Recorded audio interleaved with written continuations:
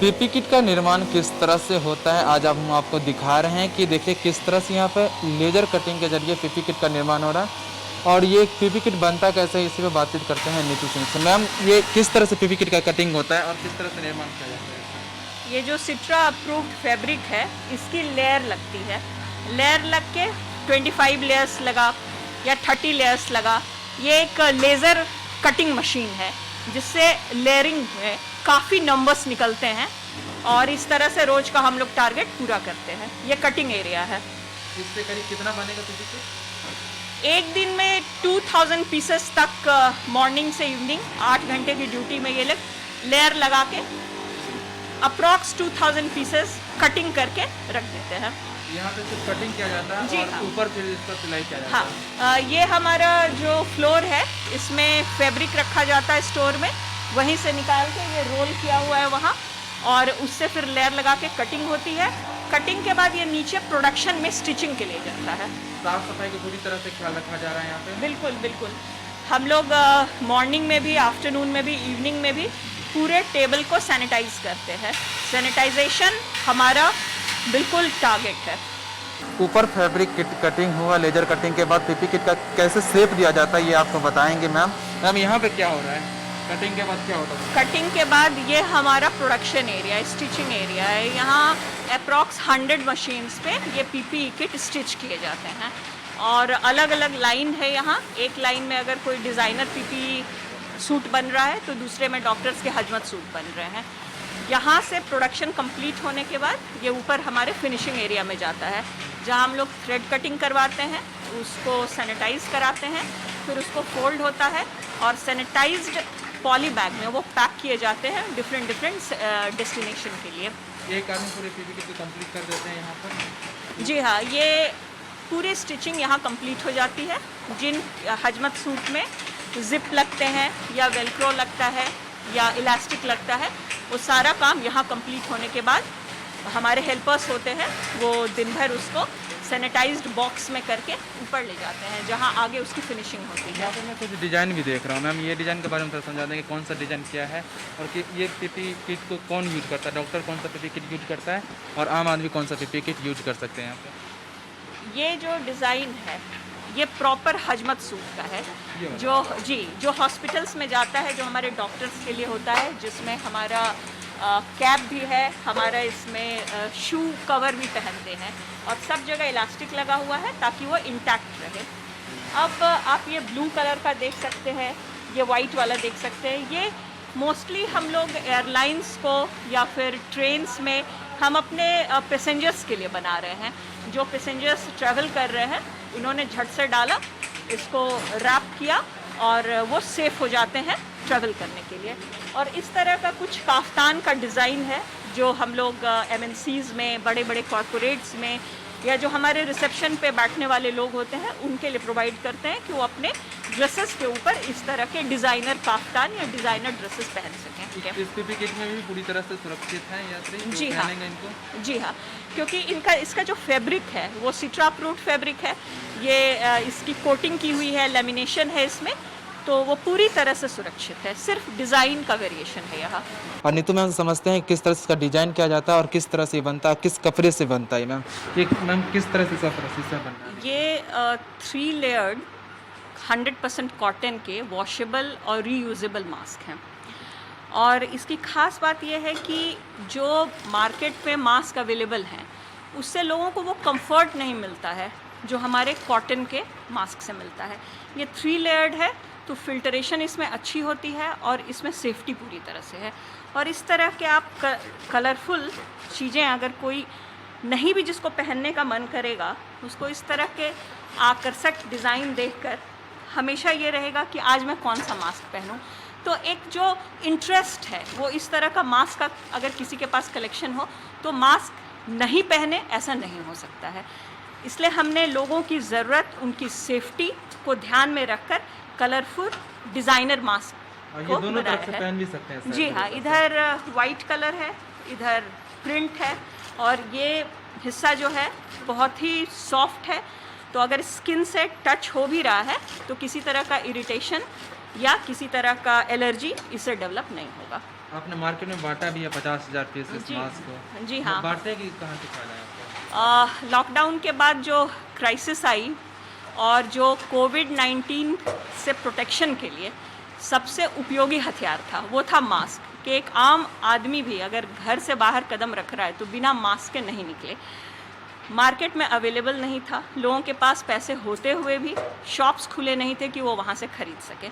तो मेरे दिमाग में ये आइडिया आया कि मैं अपना कॉटन फैब्रिक अगर इस एक अच्छे कार्य में लगाती हूँ, एक हमारे कंट्री में जो उस समय बिना तैयारी के क्राइसिस आ गया, उसमें हेल्प के लिए लगाती हूँ तो बहुत अच्छा रहेगा। मेरे पास मीन्स भी थे, इंफ्रास्ट्रक्चर में मशीनें थी, टेलर्स को मैंने रोका हुआ था कि प्लीज़ आप लोग पलायन ना करें, घर ना जाएं। उनको इन्वॉल्व करके अपने कॉटन के फैब्रिक्स को लगा के मैंने अप्रॉक्स 40 to 50,000 मास्क बनाए और बिल्कुल फ्री डिस्ट्रीब्यूट किया, जिसमें हॉस्पिटल्स थे और स्कूल्स थे, कई NGOs थे, दिल्ली पुलिस में हमने दिया। राशन डिस्ट्रीब्यूट करने वाले लोग थे उस समय, वो लोग को मैं देखती थी कि बिना मास्क के वो लोग थे, स्ट्रीट पे बच्चे घूमते थे, उनको पर्सनली मैंने खुद भी डिस्ट्रीब्यूट किया। तो इस तरह से एक बड़ा अच्छा कैंपेन कोविड-19 के क्राइसिस में हमारी कंट्री में उस समय मेरे कंपनी के वर्कर और मेरे द्वारा इस तरह का कैंपेन हुआ। तो आपने अभी तक देखा कि पीपी किट का कटिंग देख लिया, सिलाई देख लिया, अब पैकिंग किस तरह से पीपी किट होता है ये यहाँ पर नीतू मैम से जानते हैं कि मैम कटिंग और सिलाई तो हो गया, पीपी किट का पैकिंग किस तरह से होता है?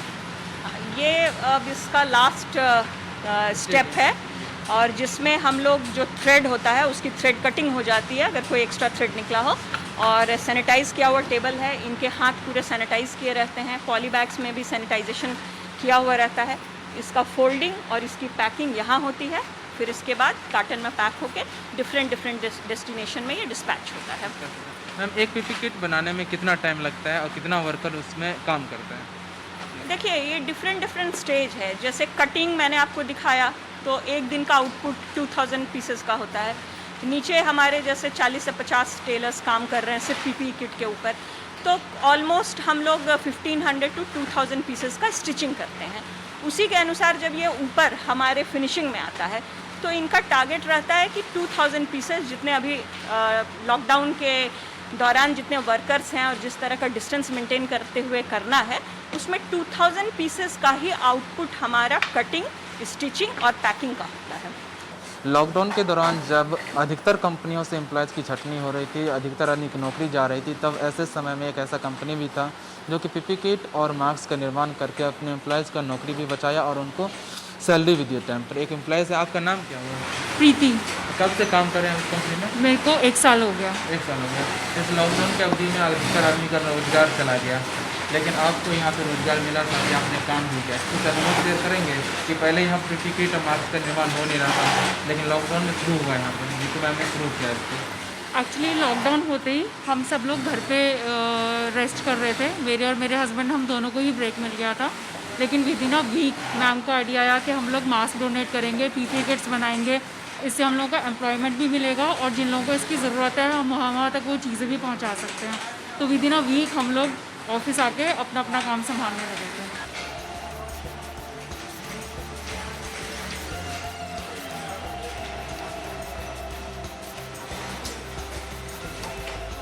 नमस्कार, आप सभी का स्वागत है हिंदुस्तान समाचार में। पिछले दिनों राष्ट्र के नाम संबोधन में प्रधानमंत्री नरेंद्र मोदी ने कहा था कि आत्मनिर्भर भारत को बनना होगा और लोकल के लिए वोकल बनना पड़ेगा। इसी पर बातचीत करने के लिए इस वक्त मेरे साथ मौजूद हैं महिला उद्यमी नीतू सिंह जी, जिन्होंने जब कोविड-19 के दौरान लॉकडाउन घोषित किया गया 22 मार्च को, उसके बाद जब इनकी कंपनी में जो इनके एम्प्लॉयज़ थे वो बेरोजगार होने के क्रम में थे, तो इन्होंने सोचा कि अपने कर्मचारी को किस तरह से बेरोजगार होने से बचाएं और प्रधानमंत्री की जो सपना है आत्मनिर्भर भारत और लोकल के लिए वोकल होना, इस मुहिम को आगे चलाया। और इन्होंने अपने कंपनी में जो गारमेंट्स की कंपनी थी, जिसमें ये फैशन डिज़ाइनर होने के नाते अलग अलग तरह की गारमेंट्स डिज़ाइन करती थी, उस कंपनी में इन्होंने पीपी किट और मास्क का डिज़ाइन करना शुरू कर दिया और आज एक दिन में 2000 से ज़्यादा पीपी किट और 10,000 से ज़्यादा मास्क का निर्माण कर रही है। मैम, सबसे पहले आपका स्वागत है। किस तरह से आपको ये आइडिया आया कि लॉकडाउन घोषित हो गया तो अपने कर्मचारी से को बेरोजगारी से बचाना है? लॉकडाउन जब निर्देश आया कि फैक्ट्रीज़ बंद हों, लॉकडाउन हो रहा है, तो वैसे में जो हमारा एक्सपोर्ट के सारे कंसाइनमेंट्स थे या जो एक्सपोर्ट का हम लोग मैन्युफैक्चरिंग कर रहे थे वो क्लोज़ हो गया। हमें पता भी नहीं था कि आगे शिपमेंट कैसे जाएगी। वैसे में मुझे लगा कि कुछ जो कोविड-19 के क्राइसिस में जो प्रोडक्ट्स इस्तेमाल किए जा रहे हैं उनके बचाव के लिए अगर वो मैं अपनी फैक्ट्री में बनवाती हूँ तो हमें उससे रिलेटेड परमिशन भी मिल जाएगा और मैं अपने सारे एम्प्लॉयज़ को वापस बुलाकर इस काम में उनको इन्वॉल्व करके उनको अनएम्प्लॉयमेंट से बचा सकती हूँ। तो उसी में ये 2 प्रोडक्ट्स एसेंशियल मुझे लगे, एक तो मास्क और दूसरा पीपीई सूट। ये दोनों आप समझें कि हमारी फैक्ट्री में इसलिए आसानी से बनने लगे क्योंकि इंफ्रास्ट्रक्चर उसी हिसाब से था और सारे जो वर्कर्स थे वो धीरे धीरे वापस आ गए। जितनी कैपेसिटी हमें अलाउ किया गया हमने कंप्लायंस को फॉलो करते हुए इन दोनों चीज़ों को बनाना शुरू किया और आज ये स्थिति है कि लगभग 60 दिनों में आज पूरी फैक्ट्री सारे कंप्लायंस को फॉलो करते हुए सारे एम्प्लॉयज़ को अच्छी ट्रेनिंग के साथ कैसे अपने को सैनिटाइज़ करना है, कैसे अपने को सुरक्षित रखना है। लगभग 2000 पीपीई सूट का रोज़ यहाँ से प्रोडक्शन निकल रहा है और मास्क भी 10,000 पीसेस कॉटन के रिसाइक्लेबल अच्छी क्वालिटी के मास्क यहाँ से डिस्पैच हो रहे हैं कंट्री के डिफरेंट कॉर्नर में। इस लॉकडाउन से पहले आपकी कंपनी में क्या सामान के निर्माण होते, किस तरह के काम करती थी आपकी कंपनी? मैंने जब अपनी कंपनी की शुरुआत की 2010 में तो शुरू से ही मेरा मेड इन इंडिया इस पे काम रहा। मेड इन इंडिया कहें तो जो अभी हम लोग आत्मनिर्भर भारत की बात कर रहे हैं या वोकल फॉर लोकल की बात कर रहे हैं, इन दोनों पॉलिसीज़ के ही तहत मैंने काम किया।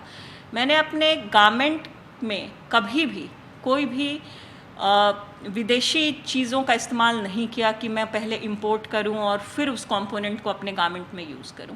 ऐसा मैंने कभी नहीं किया। इसलिए आज जो सशक्त भारत को बनाने की बात हो रही है, आत्मनिर्भर भारत या देसी चीज़ों का ही इस्तेमाल करें, ये 1 दशक से ज़्यादा हो गया जब मैं अपने गारमेंट एक्सपोर्ट के बिज़नेस में इन्हीं 2 पॉलिसीज़ के तहत काम कर रही हूँ।